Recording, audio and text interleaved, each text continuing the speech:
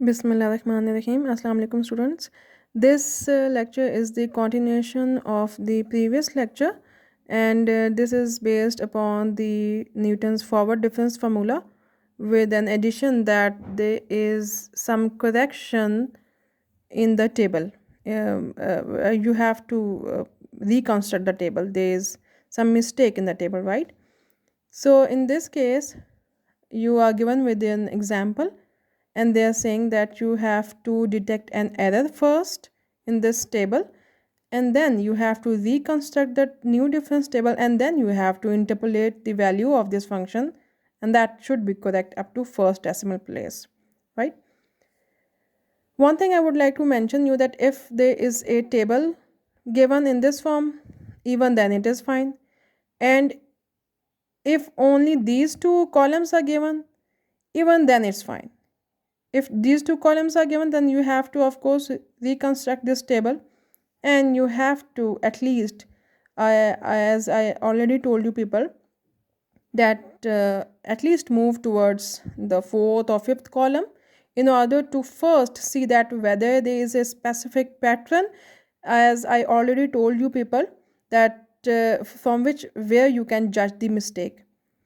Over here, if I have made this table, you can see that I can see a specific pattern over here.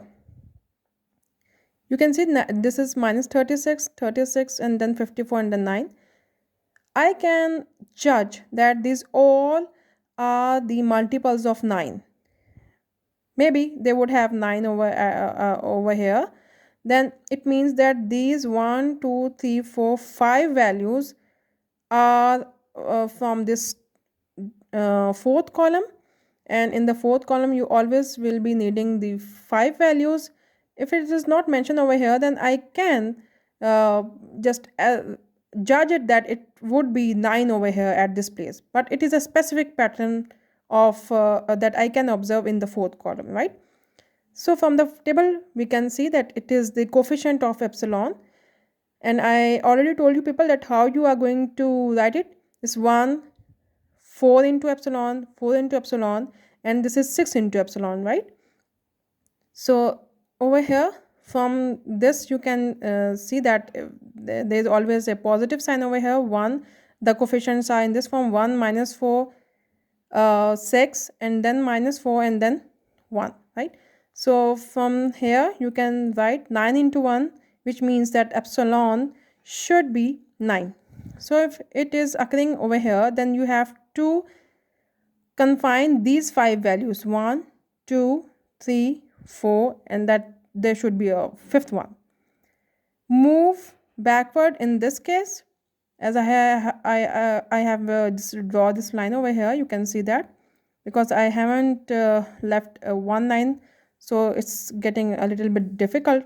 You should draw a line, leave a line first, then it would not be any difficulty in judging the value of this.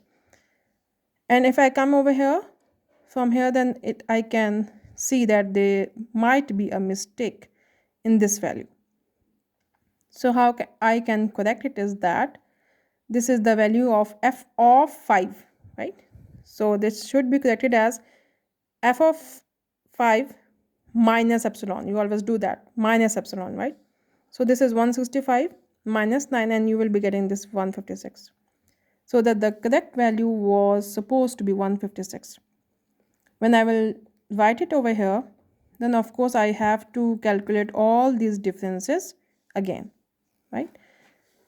Since I am getting an exact pattern, it means that it would be a function of some exact polynomial, right? So I can see that whether there are some differences that will become equal to 0 or not.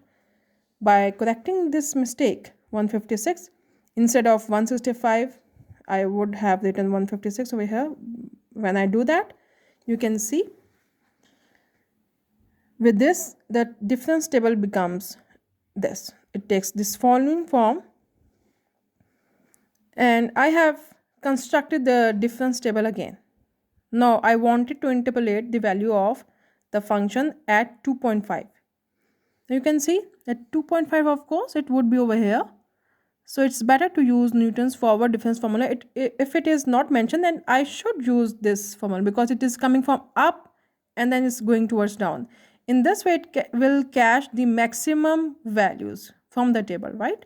You don't have to use the backward difference formula because there would be no values, there would be no differences you will be calculating, right? So if it is my x naught, I have to, this is xp already given, and the step size, of course, you can see this is equally spaced data, and the h is 1 over here in this case. If I choose x naught equals to 2, then of course p is equals to 0.5, and that is less than 1. And since it is less than 1, so it is satisfying the criteria, it is positive and it is less than 1. I cannot choose 3 because if I put 3 over here, then of course it would become negative, and that is not an admissible value, right? So if it is over here, then it would be f naught, and it means that it would be your delta f naught, delta square f naught, delta cube f naught, and then delta 4 f naught. Of course, delta 4 f naught is, since it is 0, so you can easily have that value will just vanish over here. But I have written the formula up till 4th degree polynomial, right? So I have all those values, the value of p, the values of these functions, forward difference operators. So you can see that this is f naught and that is 15 plus p, this is 0.5, right? 0.5 into delta f naught, and that is 25, plus p into p minus 1 over 2, and into delta square f naught, and that is, you can see that 20, and then the next value would be 6, and then it would be 0. By evaluating this, you can have this value. It means you have interpolated the value between these data points. So this is what is interpolation, that you have discrete data, you have these known points, and you are going to interpolate the value at 2.5 that is unknown to you. You are judging the behavior at the behavior of this function at unknown points, but within the range, right? So within the range, it is what is known as interpolation. So move towards the next one, that is the Newton's backward difference formula.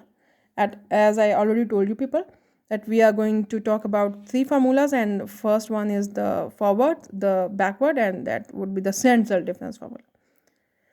So it is just like the same. There is just an involvement of this backward difference operator, plus there is a sign plus over here instead of minus, because in the forward difference formula I have this notation minus sign over here, and over here I have this plus sign over here. You can see that this is the main formula. The rest of the things are same, that p should be positive, it should be less than 1, and this is the formula for this p. Now here you have to compute the value of this. I have of course mentioned it over here that you have to use Newton's backward difference formula. But if I wouldn't have mentioned, then you first thing is that you have to see whenever this kind of questions comes to you and you have to interpolate this value, 2 things that you have to see. First, you will check whether the data is equally spaced. Yes, it is. Okay, go towards those 3 formulas, forward, backward, and then central, and then see where this kind of value is lying. This 11.8, I can see that it is lying over here. Since it is lying over here, then of course I have to I am not going to use these forward differences because I can just get one value. But if I use backward difference formula, then I would be getting 3 or 4 maximum values. I am catching the maximum values from this table, right?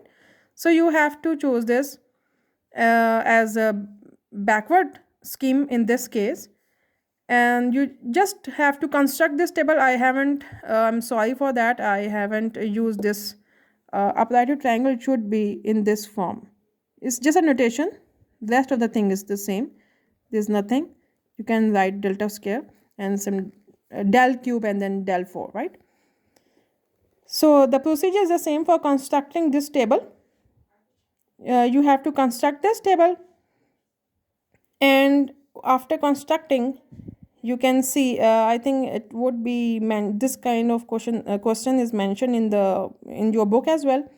Please check whether this is 259 or whether this is 2840 or something like that, right? So you have to construct this table even with this value or with this value. You can have this. Choosing x naught, since 11.8 is lying over here, so my x naught would be 12, either 12 or either it would be 10. So I have to see with what value it would be positive and less than 1. So if I choose, of course, 11.8 and put for this, I'm choosing x naught as 12. So with this, I'm getting p as negative. So it's better to choose x naught equals to 10, because with this value, I'm getting 0.9, and 0.9 of course is positive and less than 1. So since I have chosen this as x naught, then this would be f naught. And this would be del f naught, del square f naught, del cube f naught, and then del 4 f naught of course is 0 over here.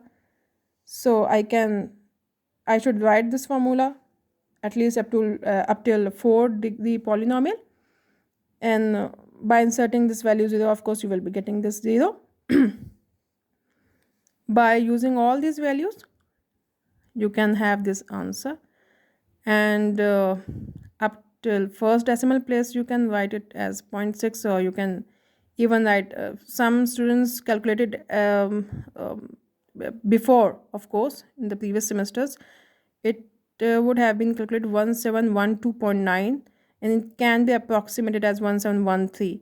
So please check, these are the values that I have mentioned over here, and you should just know at least the formula. You should catch this formula first, and then you should know. So this would be the possible answers and possibilities I have mentioned over here. You can use this value, and this would be your final answer, right?